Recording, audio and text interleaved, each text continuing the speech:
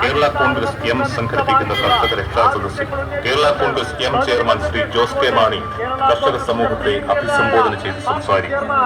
കർഷക രക്ഷാ സദസ്സിലേക്ക് എല്ലാ കർഷക സുഹൃത്തുക്കളെയും ഹൃദയപൂർവ്വം സ്വാഗതം ചെയ്യും. സ്വാഗതം ചെയ്യേണ്ടത് നമ്മുടെ ഉത്തരവാദിത്വമാണ്. അതുകൊണ്ട് ഒരാൾ പോലും മാറി നിൽക്കാനായിട്ട് പാടില്ല. മുഴുവൻ പാർട്ടി പ്രവർത്തകരും ഈ റാലി അണിനിരന്ന് നമ്മുടെ പ്രിയ നേതാവിനെ ആദരപൂർവ്വം കോൺഗ്രസ് എന്ന രാഷ്ട്രീയ പ്രസ്ഥാനം ആ രാഷ്ട്രീയ പ്രസ്ഥാനം നടത്തുന്ന പരിശ്രമങ്ങൾക്ക് പിന്തുണ പ്രഖ്യാപിക്കുന്ന മഹാസദസ്സായി കർഷക രക്ഷാ സദസ്സ് മാറുകയാണ്. ആരംഭിക്കുന്നതാണ്. മുഴുവൻ പാർട്ടി പ്രവർത്തകരും ഈ വാഹനത്തിന് തൊട്ടുപിന്നാലെ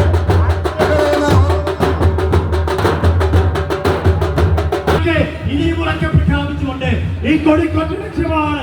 അത് കർഷകന്റെ താല്പര്യം സംരക്ഷിക്കുന്ന, കർഷകന്റെ ക്ഷേമം ഉറപ്പുവരുത്തുന്ന ലക്ഷ്യം മാത്രമേ ഉള്ളൂ എന്ന് പ്രഖ്യാപിച്ചുകൊണ്ട് കർഷക രക്ഷാ സദസ്സ് അഭിസംബോധന ചെയ്യുവാൻ ശ്രീ ജോസ് കെ മാണി എത്തുമ്പോൾ ഈ കർഷക രക്ഷാ സദസ്സിന്റെ സന്ദേശം സാർത്ഥകമായി നിൽക്കുന്നവർക്ക്, റോഡിലൂടെ പോകുന്നവർ കൂടി കേൾക്കുവാനും വീക്ഷിക്കുവാനും അവസ്ഥയോടും ജീവിത സാഹചര്യത്തോടും പണവെട്ടിയാണ് ഈ മണ്ണിന് രൂപം കൊടുത്തിരിക്കുന്നത്.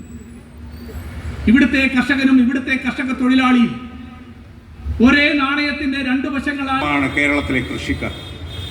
ആ കൃഷിക്കാരുടെ ആവശ്യങ്ങൾ നേടിയെടുക്കുവാനും അവരുടെ അവകാശങ്ങൾ സംരക്ഷിക്കുവാനും പ്രതിജ്ഞാബദ്ധമെന്ന ഒരു പാർട്ടി എന്നുള്ള നിലയിലാണ് ഈ പാർട്ടിയുടെ കഴിഞ്ഞ 60 വർഷക്കാലത്തെ പ്രവർത്തനം വിലയിരുത്തുമ്പോൾ നമ്മൾക്ക് മനസ്സിലാകുന്നു.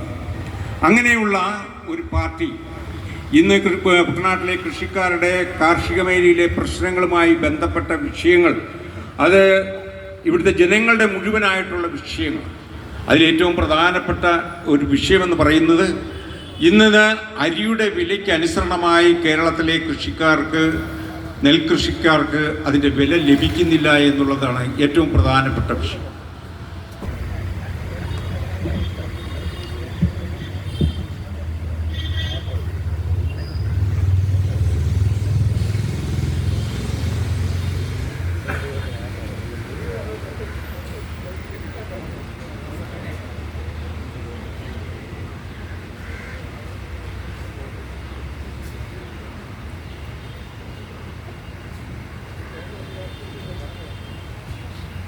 യോഗത്തിൻ്റെ അധ്യക്ഷനും ഈ ജില്ലയുടെ കേരള കോൺഗ്രസ് പാർട്ടിയുടെ ജില്ലാ പ്രസിഡന്റുമായ ബഹുമാനായ ശ്രീ VC ഫ്രാൻസിസ്, ചങ്ങനാശ്ശേരിയുടെ എന്തുകൊണ്ടാണ് കേരള കോൺഗ്രസ് പാർട്ടി പാർട്ടിയെ പടുത്തുയർത്തുവാൻ കുട്ടനാട്ടിൽ ശ്രമം നടത്തിയിട്ടുണ്ട്. കുട്ടനാടല്ല ഇവിടെ. നമുക്ക് കുട്ടനാടിനെ പറ്റി പറയുമ്പോൾ എല്ലാവരും പറഞ്ഞു അരിയാഹാരം നൽകുന്നത്. ആ അരിയാഹാരമില്ലാതെ നമുക്ക് മുന്നോട്ട് പോകാൻ കഴിയില്ല. ഇന്ന് ഏറ്റവും കൂടുതൽ സംസാരിക്കുന്നത്, ഏറ്റവും കൂടുതൽ ചർച്ച ചെയ്യുന്നത് ഒരുപക്ഷെ നമ്മുടെ സോഷ്യൽ മീഡിയ ഒക്കെ എടുത്തു നോക്കിയാൽ നമുക്കറിയാം സാങ്കേതിക വിദ്യകളും അതോടൊപ്പം തന്നെ ആർട്ടിഫിഷ്യൽ ഇൻ്റലിജൻസ് AI എന്നൊക്കെ പറയുന്ന കാര്യങ്ങളാണ്. പണ്ടൊക്കെ നമ്മൾ പറയും ഏറ്റവുമുള്ള ബുദ്ധിയുള്ള ആളുകൾ എന്ന് പറയുന്ന മനുഷ്യരാണ്, മനുഷ്യരുടെ മുകളിൽ ആരും ചിന്തിക്കില്ല എന്ന് പറഞ്ഞത് മാറി. ആ കാലഘട്ടം മാറി.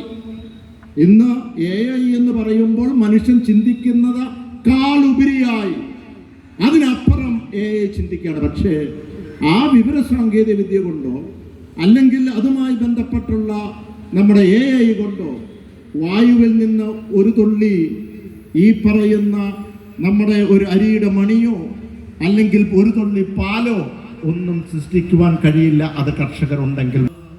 നമ്മുടെ നെൽവയൽ അവിടെ തണ്ണീർത്തട സംരക്ഷണ ആ ബില്ലിൽ